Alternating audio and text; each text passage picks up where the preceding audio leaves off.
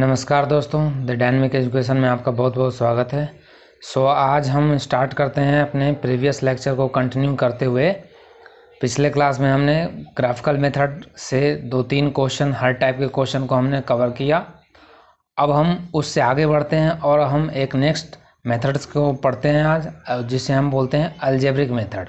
Okay, हम start करते हैं। और ग्राफिकल मेथड में क्या डिफ़िकल्टीज था, क्यों हमने वो हमारे लिए कहाँ तक सूटेबल था, कितने वेरिएबल्स तक वो हमें करेक्ट वैल्यू देता था, ये सब का हमने डिस्कशन पिछले क्लास में किया था। बट फिर भी मैं एक बार बता देना चाहता हूँ कि ग्राफिकल मेथड में जो डिफ़िकल्टीज थे वो ये थे कि हमारे पास जो वेरिएबल्स होता था वो मोर देन 2 नहीं हो सकते। ठीक है, there are no options will take the more than 2 variables. यदि आपके पास 3 या 4 ऐसे इक्वेशंस बन गए जिसमें वेरिएबल्स मोर देन 2 हो, तो उसको सॉल्यूशन करना डिफ़िकल्ट हो जाता था, जस्ट बिकॉज ऑफ, क्योंकि आप जानते हैं जब हम ग्राफ बनाते हैं तो उसमें हमारे पास 2 एक्सिस होते हैं, एक्स और वाई, तो आप 2 ही वेरिएबल्स ले सकते हैं। 2 वेरिएबल के लिए तो हमारा ग्राफिकल मेथड काफ़ी सूटेबल था। ओके, तो आगे मोर देन 2 वेरिएबल्स के लिए हमने डिफरेंट मेथड को देखे। तो उसमें हम पहले देखेंगे अलजेब्रिक मेथड और फिर हम आएंगे सिंप्लेक्स मेथड। ओके, जो कि उसमें सबसे फेमस सिंप्लेक्स मेथड है। अलजेब्रिक मेथड को भी जाना ज़रूरी है, बट ये इतना लेंदी होता है कि इसको मतलब ये ज़्यादा यूज नहीं किया जाता है मैनेजमेंट के तौर पे। तो हम सिंप्लेक्स पे ज़्यादा फोकस करेंगे। इसको जस्ट समझते हैं कि इसमें हम करते क्या हैं आखिर, क्योंकि इसी के बाद फिर इसको समझोगे तभी आपको पता चलेगा स्लैग वेरिएबल क्या होता है, क्योंकि हम यूज करेंगे उसको सिंप्लेक्स मेथड में। ओके, चलिए हम स्टार्ट करते हैं। सेम क्वेश्चन लेते हैं जो हमने ग्राफिकल मेथड से किया था और उसको देखते हैं इस मेथड से करके हम इसका आंसर क्या आता है। ओके, हम क्वेश्चन हम यहाँ पे मैं लिख रहा हूँ, एक सेकेंड। मैंने क्वेश्चन को लिख लिया। अब ये क्वेश्चन आपको पता है, मैंने बताया था कि एक कोई मैन्युफैक्चरर है, वो 2 प्रोडक्ट बनाना चाहता है, ए और बी। उसके पास 2 रॉ मटेरियल है और ये मैक्सिमम R1 उसके पास 5 यूनिट अवेलेबल है, R2 जो है 12 यूनिट अवेलेबल है। ए को बेचता है वो 6 रुपीज़ पर प्रॉफिट में और बी को बेचता है 5 रुपये में। ओके, एक सेकंड में फोकस सही कर लूँ। ओके नाउ ओके, इसको हम यदि आपका पूछा जाए कि इसको हम फॉर्मुलेट करेंगे, तो फॉर्मुलेशन तो हम इसे कर सकते हैं। फॉर्मुलेशन के लिए हमने इसे पहले भी कर रखा है। तो क्या आया था हमारा जेड फंक्शन, क्या था, जेड इक्वल टू आया था, हमने जब माना था क्या, ए यूनिट बनाते हैं x1, तो इसको हमने लिखा था इसका Z profit 6x1 plus 5x2, यदि हम v को x2 प्रोडक्ट बनाते हैं तो। अब R1 R2 कब आते हैं, तो लिमिट सब्जेक्ट टू लिखते हैं, हम कंस्टेंट लिखते हैं। तो सब्जेक्ट टू हमने क्या लिखा था, x1 plus x2 less than equal to 5 and 3x1 plus 2x2 less than equal to 12। Okay, ये हमने। और हमारा नॉन निगेटिव स्टेट कौन सा था, तो नॉन निगेटिव हमारा x1 x2 can't equal to less than equal to 0, हमेशा पॉजिटिव होगा। ओके, तो ये तो ग्राफिकल मेथड से हमने ये तो फॉर्मुलेट कर लिया और इसको हमने ग्राफिकल मेथड से सॉल्व किया था और हमारा आंसर क्या आया था, याद है आपको, 27 आया था। तो हम अलजेब्रिक मेथड से करके देखते हैं कि हमारा आंसर क्या आता है। तो हम हेडिंग डालते हैं अलजेब्रिक मेथड। ठीक है, अलजेब्रिक मेथड्स को हम समझने की कोशिश करते हैं कि इसमें क्या करते हैं। देखो, उसमें ग्राफिकल मेथड में हम क्या करते थे, इनइक्वालिटीज को पहले इक्वेशंस मान के हम फिर 2 कोऑर्डिनेट को हम डिनोट करते थे, उससे फिर हम लाइन को खींचते थे और 2 ग्राफ जहां हमारा कॉर्नर पॉइंट बनाता था उसे हम बोलते थे फीजिबल पॉइंट, और उस रीजन को हम बोलते थे फीजिबल रीजन। उस फीजिबल रीजन में हम एक भी पॉइंट नहीं लेते थे। क्यों, ये सब अब रीजन हम पिछले क्लास में डिस्कस किए, उसमें हम जाएंगे नहीं। ठीक है, तो आपको यदि ग्राफिकल मेथड क्लियर होगा तभी ये क्वेश्चन समझ में आएगा। तो सबसे पहले आप ग्राफिकल मेथड देखें, फिर इस लेक्चर को देखें। चलिए, तो हमने इसको अलजेब्रिक मेथड से आते हैं, डायरेक्ट मैं अलजेब्रिक मेथड पे आता हूँ। तो इसमें हम क्या करते हैं कि हम इस इनइक्वालिटीज़ को, अब हमारे पास आप जानते हैं कि we have to solve only and only equations, we have not solve any inequalities. हमारे पास जो आइडियाज़ हैं सॉल्व करने के, इक्वेशंस को सॉल्व करने के हमारे तरीके हैं, बट इनइक्वालिटीज़ को हम सॉल्व नहीं कर सकते। तो इनइक्वालिटीज़ को सॉल्व कैसे किया जाएगा इसमें, तो हम इसमें क्या करेंगे, इसको अगेन हम इसे इक्वेशंस में चेंज करेंगे। और इक्वेशन में कैसे चेंज करेंगे, तो एक अनदर वेरिएबल इसमें इंट्रोड्यूस कराएंगे और उस वेरिएबल का नाम हम अभी आगे बताएंगे क्या रखेंगे। तो जैसे ये इक्वेशन है x1 plus x2 less than equal to 5, okay. तो हम यहाँ पे इस इनइक्वालिटीज़ को हटाना चाहते हैं। यहाँ पे साइन क्या है, लेस देन इक्वल टू का है, तो हम यहाँ से हटाना चाहते हैं। तो हम क्या करें, इधर ऐड करें या इधर ऐड करें, किसके ऐड करने से ये बराबर साइन यहाँ पे आ जाएगा। तो हम ये बोलेंगे कि ये तो ऑलरेडी क्या है, ये ऑलरेडी x1 प्लस x2 क्या है, ऑलरेडी 5 से लेस है। तो तुम यदि अपन जो वेरिएबल, नया वेरिएबल जो इंट्रोड्यूस करा रहे हैं उसको यदि हम राइट हैंड साइड मतलब 5 में ही ऐड कर दूं, तब तो ये और बड़ा हो जाएगा, तब तो ये और बड़ा है। ये तो ऑलरेडी 5 क्या है, बड़ा है, ये ग्रेटर देन साइन है इस तरफ, मतलब x1 प्लस x2 जो है ये हमेशा इससे बराबर होगा या तो छोटा होगा। तो यदि हमें बीच में इन दोनों को इक्वल करना होगा तो हमें इसमें बैलेंस करना होगा, इसमें कुछ ना कुछ एडअप करना होगा, उस वेरिएबल को इसके साथ रखना होगा हमें। तो हम यहाँ पे क्या करेंगे, x1 प्लस x2 प्लस इधर ऐड करेंगे, ठीक है, x3, ठीक। और इसमें हम फिर क्या करेंगे, अब हम इस लेस देन को यहाँ से हटाकर इक्वल टू हम पुट कर देंगे 5। तो ये हमारा इक्वेशंस बन गया, समझ में आया। इसी तरह से हम क्या करेंगे, इस वाले को भी करेंगे, इसमें भी एक नया हम इंट्रोड्यूस कराएंगे क्या, वेरिएबल्स। इसमें लिखेंगे 3x1 plus 2x2 plus x4 plus x4 equal to what is this, 12। अब ये जो नया वेरिएबल है x1 और x3 और x4, this is known as slack variable. Why this is called slack variable, because अभी मैं इसको समझाता हूँ। स्लैक वेरिएबल इसे बोलते हैं। अब इस वेरिएबल जो हमने माना है ये क्या मैन्युफैक्चर के थ्रू माना जाता है, ये उस डिसीजन वेरिएबल का पार्ट होगा या नहीं होगा, तो हम बोलेंगे कि ये डिसीजन वेरिएबल का पार्ट नहीं होगा, इसीलिए इसका नाम दिया गया स्लैक वेरिएबल। स्लैक वेरिएबल क्यों दिया गया, क्योंकि हमें उस इनइक्वालिटीज़ को हटाना था, तो हम सॉल्व करने के लिए एक इंट्रोड्यूस कराए।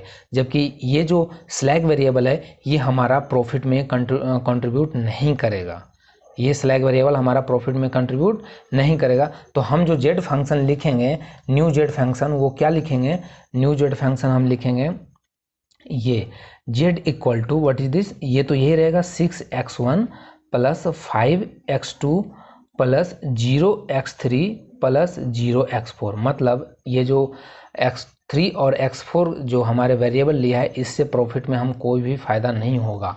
जैसे इसको समझो, समझने के लिए मैं मानता हूँ कि ये हमने इसको समझो कि मैंने कोई कंपनी ए और बी है, वो 4 चेयर बनाना चाहती है, और ए मानो ए जो चेयर का नाम मैंने बोल दिया, और ये टेबल का है, बी टेबल का है। तो 4 चेयर बनाना चाहते हैं और 0 बनाना चाहती है टेबल, मतलब उसको पता है कि वो टेबल का अभी डिमांड नहीं है, तो बंद कर देगा टेबल का डिमांड, चेयर बनाएगा। अब इस इक्वेशन, इस वैल्यू को इसमें रखो, इसमें रखोगे तो क्या होगा तुम्हारा, x1 प्लस x2, x1 का वैल्यू 4 आएगा, x1 का वैल्यू आपने 4 रखा। अब x2 तो प्रोड्यूस कर ही नहीं रहा है, वो जो बी है वो प्रोडक्ट तो 0 बना रहा है, तो हम यहाँ पे 0 पुट करेंगे।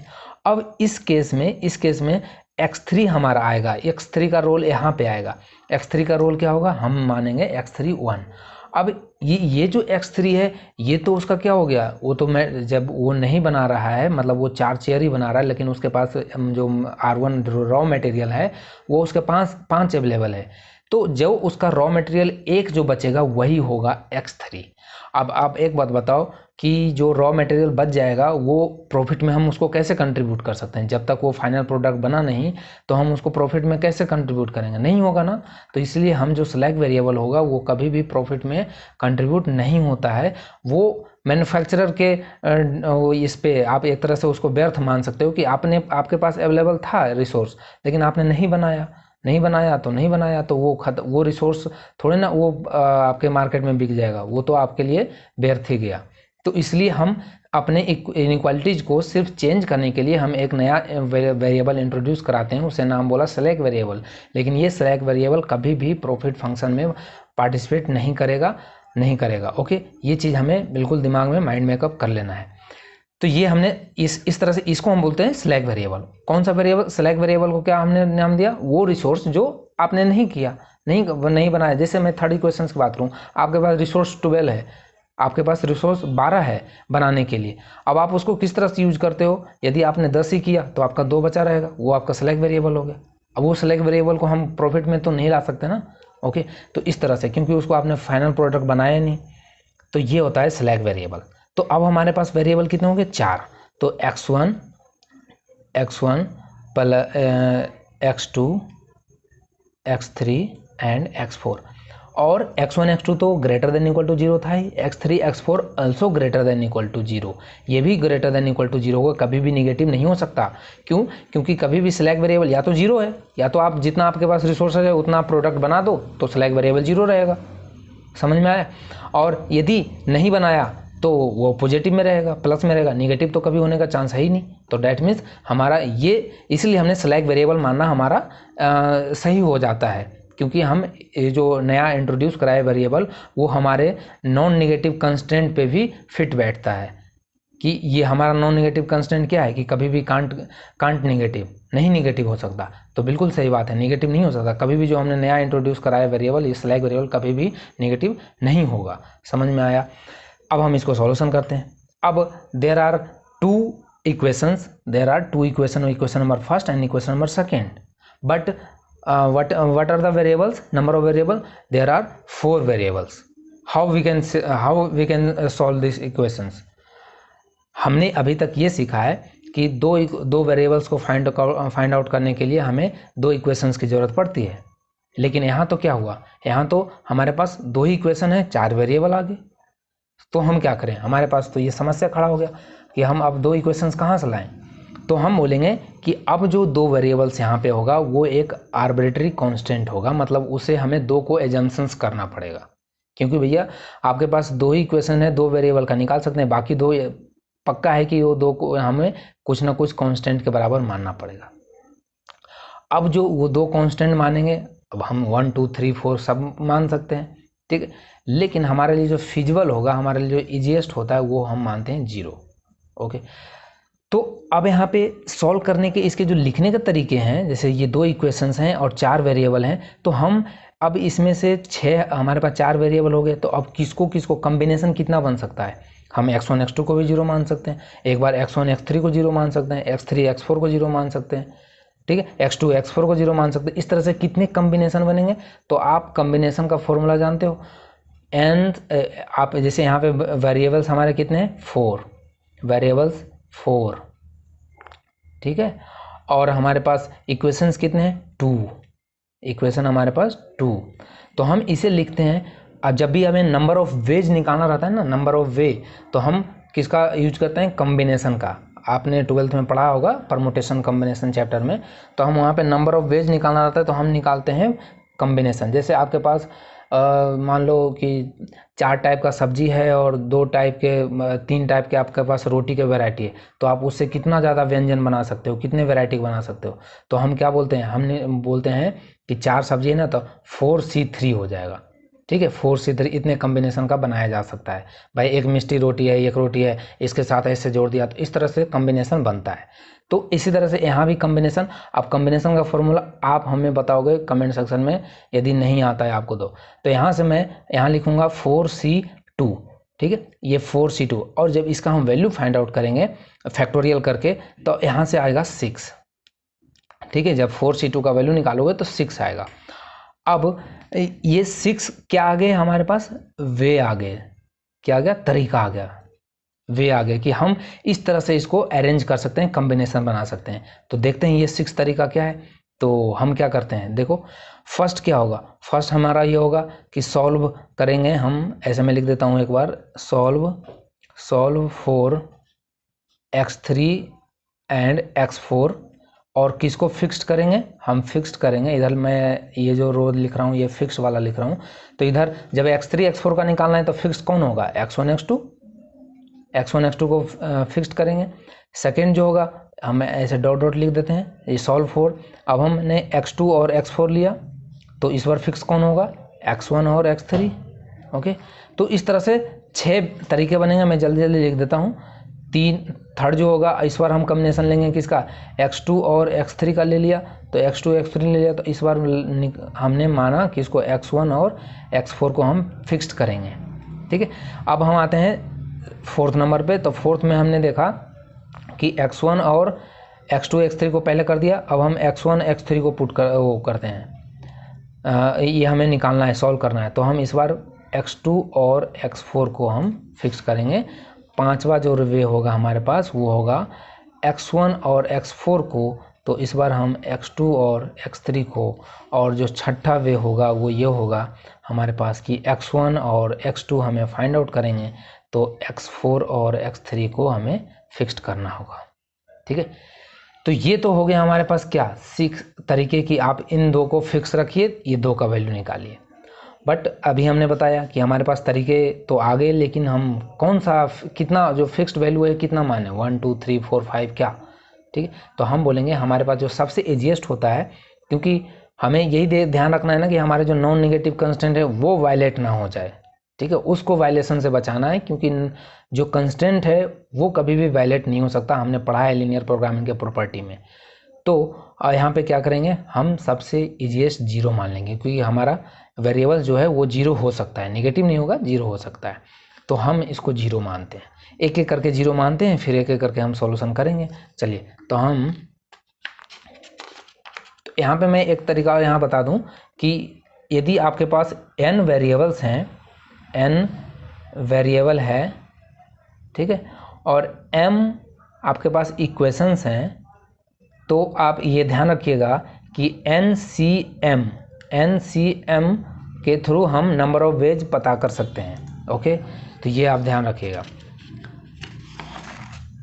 अब हम इसके एक एक करके सॉल्यूशन करते हैं। तो फर्स्ट जो है, पहला जो मैं मानता हूँ कि मैंने x1 equal to x2 equal to 0 put कर दिया, दोनों को हमने 0 पुट कर दिया। ओके, और अब 0 पुट करो। अब यहाँ पे मैं इक्वेशन लिख लेता हूँ ताकि बार बार उधर हमें देखना ना पड़े। इधर इक्वेशन क्या था, x1 plus x2 plus x3 equal to 5 था, और 3x1 plus 2x2 plus x4 equal to 12 था। ठीक है, अब इसमें आप x1 x2 0 पुट करो, कितना आएगा, x1 x2 0 पुट करेंगे तो x3 कितना आएगा भैया, x3 आएगा 5। ठीक है, x3 आएगा 5। ओके, और x4 कितना आएगा, इससे हमारा x3 आ गया, x4 कितना आएगा, x4 आ जाएगा, ये जो 0 पुट करेंगे तो ये x4 हो जाएगा 12, x4 इक्वल टू 12। तो इस पे z का वैल्यू कितना आएगा, z हमारा कितना था, z हमारा यही था ना, 6x1 plus 5x2 plus 0x3 plus 0x4। Okay, तो इसमें वैल्यू पुट कर दो, तो ये कितना हो जाएगा, z का वैल्यू x1 x2 आपने 0 पुट कर दिया, तो ये z का वैल्यू 0 हो गया।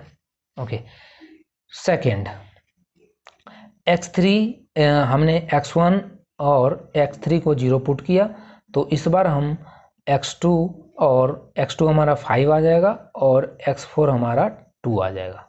तो जिस पे कि z का वैल्यू जब पुट करेंगे तो हमें 25 मिलेगा। ठीक है, थर्ड नंबर देखते हैं। थर्ड में हम x1 equal to x4 equal to 0 put कर दिया, दो को हमें कांस्टेंट रखना है, तो हमने 0 पुट कर दिया। इसको जब 0 पुट किया तो हमें ये देखा कि ये हमारा x2 इक्वल टू आ जाएगा 6 और x3 इक्वल टू आ गया -1।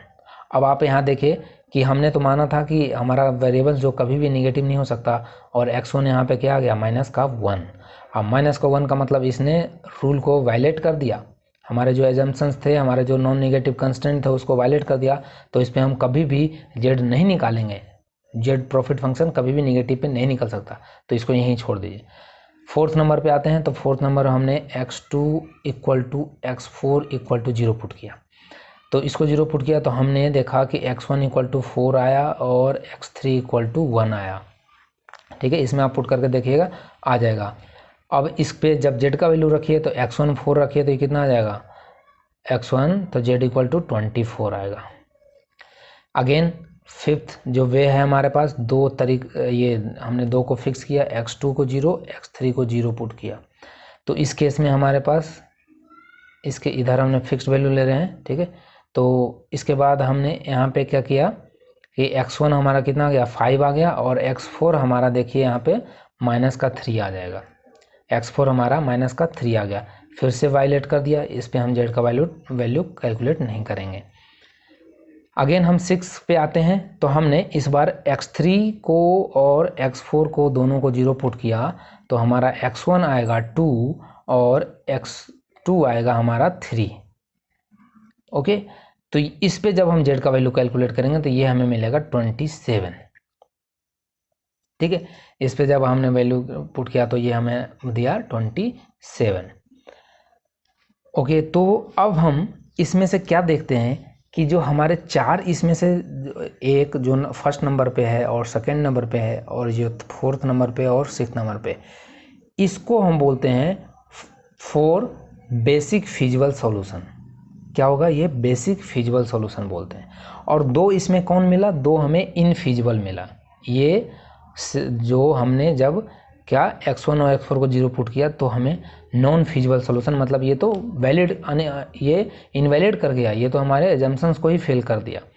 फिर हमने फिफ्थ को देखा तो ये भी हमारे एजम्पशंस को फेल कर दिया। सो दैट्स वाई इसे हम बोलते हैं इनफिजिबल सॉल्यूशन, और इन चारों को बोलते हैं बेसिक फिजिबल सॉल्यूशन। और इसी बेसिक फिजिबल सॉल्यूशन में से हमें एक मैक्सिमम सॉल्यूशन चूज करना होता है। ओके, तो हम यहाँ पे क्या देखेंगे कि हमारा मैक्सिमम सॉल्यूशन कौन है? मैक्सिमम सॉल्यूशन हमारा है जेड का वैल्यू, क्योंकि जेड हमें मैक्सिमाइज करना था। ठीक है, तो जेड का वैल्यू हमें 27 मिला। तो हम ग्राफिकल मेथड से भी यही देखे थे और अलजेब्रिक मेथड से भी हमें यही मिला। But what is difference? Difference क्या है दोनों ग्राफिकल मेथड और अलजेब्रिक मेथड में? तो डिफरेंस ये आया, हमें क्या दिखा कि जो ग्राफिकल मेथड का प्रॉब्लम था कि मोर देन 2 वेरिएबल्स को सॉल्व करना डिफिकल्ट था, जो कि यहाँ पे हमें आसानी से हम कितने भी नंबर ऑफ वेरिएबल्स को मान के सॉल्व कर सकते हैं। But there is some disadvantage of algebraic method. Algebraic method के कुछ डिसएडवांटेज हैं, और वो क्या है ये समझिए। पहली बात तो इसमें नंबर ऑफ वेरिएबल, यहाँ पे तो 2 इक्वेशंस थे और 4 वेरिएबल्स थे, तो हमें इतना स्टेप करना पड़ा। ठीक है, मान लो कि आपके पास 4 इक्वेशंस हो गए और 10 वेरिएबल हो गए, तो कितना लंबा ये इसको कंप्यूट करना, कितना कंप्यूटर में कंप्यूट करना इसको कितना डिफिकल्ट हो जाएगा। It is too difficult. Okay, so यदि 2 वेरिएबल्स के लिए क्वेश्चन आता है तो उसके लिए बेटर क्या होता है? Graphical method. ग्राफिकल मेथड से बेटर और कोई नहीं है। ठीक है, यदि मोर देन 2 आता है तो फिर हम अलजेब्रिक मेथड को लगाने से अच्छा है कि हम सिंप्लेक्स मेथड को लगाते हैं, क्योंकि this is a more powerful and more advanced. ठीक है, वो पॉपुलर है। बट इससे हम समझते हैं कि इसमें क्या क्या डिफ़िकल्टीज था। देखो, जब कोई भी मैन्युफैक्चरर इसको सॉल्व करने जाएगा, इस इक्वेशन को, जो भी इसको सॉल्वर होगा सॉल्व कर रहा होगा, तो सबका टारगेट होता है कि हमें जल्दी से जल्दी हमें मैक्सिमम मिल जाए और हम उसको आंसर टिक करके आगे बढ़ें। लेकिन इस केस में क्या हुआ कि हमें लगा कि चलो जेड शुरू में 0 आ गया, तो हमें लगा कि चलो ठीक, नेक्स्ट बार में हमें नेक्स्ट स्टेप में ही हमें क्या मिला? 25 मिल गया। हमें लगा कि चलो 25 हमारा मैक्सिमम रहा होगा, लेकिन जैसे हम आगे आए तो हमें इनफिजिबल सॉल्यूशन मिल गया। फिर आगे लगा कि चलो इसके बाद कुछ हमें होगा, तो इसके बाद इस बार जो जेड का वैल्यू 24 मिला, मतलब प्रीवियस से तो ये कम हो गया। तो वी आर सो कन्फ्यूज्ड कि हमें जब तक इसमें हम एजम्पशंस कर ही नहीं सकते। हमें पूरी की पूरी जितनी भी हमारे तरीके निकलेंगे, NCM से 10 तरीके हैं, 20 तरीके हैं, तो वो पूरी तरीके हमें आर्बिट्री जो कांस्टेंट हैं उनको मान के हमें कैलकुलेट करना ही पड़ेगा जेड को। अदरवाइज हम बीच में कहीं भी स्टॉप नहीं कर सकते कि हाँ ये हमें मैक्सिमम मिल गया, यहीं पे हम स्टॉप करते हैं। क्योंकि आप देख रहे हो कि आपका वैल्यू क्या हो रहा है? फ्लक्चुएट कर रहा है। पहले 0 मिला, फिर डायरेक्ट 25 मिला। 25 के बाद हमें लगा कि ये मैक्सिमम होगा, हमें मिल गया, हमारा वैल्यू जेड का मैक्सिमम यही होगा। लेकिन आगे जैसे सॉल्व किया हमें इनफिजिबल मिल गया, मतलब उस पर तो सोल्यूशन ही पॉसिबल नहीं है। फिर आगे आया तो अब इस जो पहले वाला था उससे कम मिल गया, फिर आगे आया तो इनफिजिबल मिला, उसके बाद फिर आगे आया तो हमें अब जाकर फिर हमें 27 मिला। So there is a too lengthy method. ठीक है, तो इसी और इसमें यहाँ भी x1 और x2 वहाँ भी क्या आया था ग्राफिकल मेथड में? 2 और 3। जबकि आपको ग्राफिकल मेथड यदि याद हो तो मैं यहाँ पे दिखाना चाहूँगा आपको कि यही था हमारा ग्राफिकल मेथड। ऐसे 2 हमने लाइन खींचे थे और हमें ये 2 लाइन हमने खींचे थे ऐसे, और ये हमारा जो पॉइंट मिला था, ये 4 कॉर्नर पॉइंट हमने देखे थे। यही 4 कॉर्नर पॉइंट हमारा क्या था? वहाँ भी बेसिक फिजिबल सॉल्यूशन यही था हमारा, जिसमें कि हमारा मैक्सिमम कौन बना था? ये जो जहाँ पे ये कॉर्नर पॉइंट, जहाँ पे ये कटिंग था, ये 2 और 3 बना था हमारा। ओके, तो ये जो 0 मारने का जो कॉन्सेप्ट था, 0 भी यहाँ पे ये भी समझो कि जीरो हमने हर बार क्यों आर्बिट्री कांस्टेंट को माना, हमने जीरो ही क्यों माना, क्योंकि हमें पता है कि हमारा जो मैक्सिमम मिलता है, हमने बताया है कि हमारा जो मैक्सिमम मिलता है वो हमारे बाउंड्री के पास में मिलता है। जो रीजन तो हम सेलेक्ट करते हैं कि ये हमारा बेसिक फिजिबल रीजन है, ये पूरा का पूरा बेसिक फिजिबल रीजन है, लेकिन we have so options to move इधर बिफोर इधर, तो इस तरह से हमारे पास ऑप्शंस बहुत ज़्यादा हो जाते हैं कि आफ्टर देन इसके बाद क्या करें, इधर भी मूव कर सकता है, इधर भी मूव कर सकता। तो हम बीच के रीजन के किसी भी पॉइंट को हम चूज नहीं करते हैं, जस्ट बिकॉज ऑफ, क्योंकि ऑप्शंस यहाँ बहुत ज़्यादा हैं कि जब इस पॉइंट को ले सकते हैं तो इसके ऊपर वाला क्यों नहीं, इधर वाला क्यों नहीं, क्योंकि इसका भी तो ग्रेटर वैल्यू है, इससे भी तो ज़्यादा हमें बेटर सोल्यूशन मिल सकता है। तो हम ऐसे खिसकते कहाँ पहुँचते हैं, बाउंड्री के पास। और जैसे ही बाउंड्री के पास जाते हैं, भाई बाउंड्री से ऊपर तो नहीं जा सकते, क्योंकि उसमें तो फिर हमारा इनइक्वालिटीज को इनवैलिड हो जाएगा। तो हम उस बाउंड्री पे ही पॉइंट को ढूंढते हैं, उस बाउंड्री पे भी हम उस पॉइंट को ढूंढते हैं जो कॉर्नर है। और कॉर्नर क्यों ढूंढते हैं, क्योंकि ये सब हमने पिछले क्लास में डिस्कस किया है। तो कॉर्नर पॉइंट को हम ढूंढते हैं, यहाँ भी हमने क्या देखा, तो इसीलिए जो हम आर्बिट्री जो हम अपने कांस्टेंट को ले रहे थे वो जीरो ही मान रहा था, क्योंकि हमें पता है जब यहाँ जैसे हमने x4 मान लो ये वेरिएबल्स है, तो ये बाउंड्री पे क्या होगा, बाउंड्री पे x4 जीरो होगा, x3 जीरो होगा। तो इस तरह से हम आर्बिट्री कांस्टेंट को जीरो ही मान के चल रहे थे, तो हमारा देखो बेसिक सॉल्यूशन मिल गया। ओके, तो जैसे हमने x3 और x4 को जीरो किया, हमें क्या मिला, x1 2 और x2 3 मिल गया, और उस पर हमें z का वैल्यू 27 मिला। समझ में आया। तो इसी तरह से आप इसको, यहाँ पे हमने एक चीज़ सीखा, क्या नया सीखा कि स्लैक वेरिएबल क्या होता है, स्लैक वेरिएबल का मतलब क्या होता है, वो कंट्रीब्यूट क्यों नहीं करता है प्रॉफिट फंक्शन में, ये सब हमने देखा। और एक चीज़ और हमने देखा, ये जो वेरिएबल जो हम जीरो मानते हैं, इसे हम बोलते हैं नॉन बेसिक वेरिएबल। ये इसलिए बता रहा हूँ क्योंकि ये सब आपको सिंप्लेक्स मेथड में काम आएगा। और जो हमारा वैल्यू आया, इसे हम बोलते हैं बेसिक वेरिएबल। ठीक है, बेसिक वेरिएबल। और जो वेरिएबल नेगेटिव में आ गया उसे हम बोलेंगे इनफिजिबल वेरिएबल या इनफिजिबल सॉल्यूशन, वो हमें सॉल्यूशन दे ही नहीं सकता। और बाकी जो 4 बचे उसे हम बेसिक फिजिबल सॉल्यूशन बोलते हैं। तो ये तो था हमारा मेथड, अलजेब्रिक मेथड। तो हमने देखा कि इसमें ये हमारे लिए काफ़ी लेंदी पड़ता है, डिफ़िकल्ट होता है कंप्यूट करना यहाँ से। सो हम इस मेथड को अवॉइड करेंगे और हम आएंगे डायरेक्ट जो हमारे पॉपुलर मेथड है, सिंप्लेक्स मेथड पे हम कम से कम सारे वैरायटी क्वेश्चन करने की कोशिश करूँगा मैं। ओके, सो बने रहिए डायनेमिक एजुकेशन के साथ। So thank you for watching dynamic education. और यदि मेरा पढ़ाई हुआ अच्छा लगता है तो आप वीडियो को लाइक करें, और चैनल पे नए हैं तो चैनल को सब्सक्राइब कर लें, ताकि मेरे हर वीडियो का नोटिफिकेशन आप तक सबसे पहले पहुँचे। Okay, thank you.